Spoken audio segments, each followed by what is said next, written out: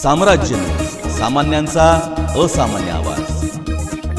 अल्पवयीन मुलाचं अपहरण, कशाचे तरी आमिष दाखवून अल्पवयीन मुलाचं अपहरण करण्यात आलंय। खळबळजनक प्रकार जुना पुणा नाका अँबॅसेडर हॉटेलजवळ 24 एप्रिलच्या सकाळी घडलाय। सुयश मनोहर चौरे असं अपहरण मुलाचं नाव असून या प्रकरणी फौजदार चौडी पोलीस ठाण्यात गुन्हा दाखल करण्यात आलाय।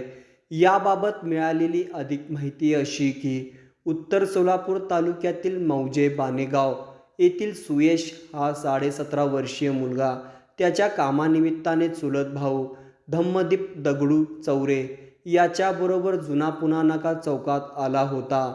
भाऊ धम्मदीप याने त्यास तिथे सोडून गेल्यावर त्यास कोणीतरी कशाचं तरी आमिष दाखवून फूस लावून पळवून नेलंय। या प्रकरणी मनोहर संदीपान चौरे यांनी फौजदार चौडी पोलीस ठाण्यात फिर्याद दाखल केल्यावर भादवी कलम 363 अन्वये अज्ञात इसमाविरुद्ध गुन्हा दाखल करण्यात आलाय।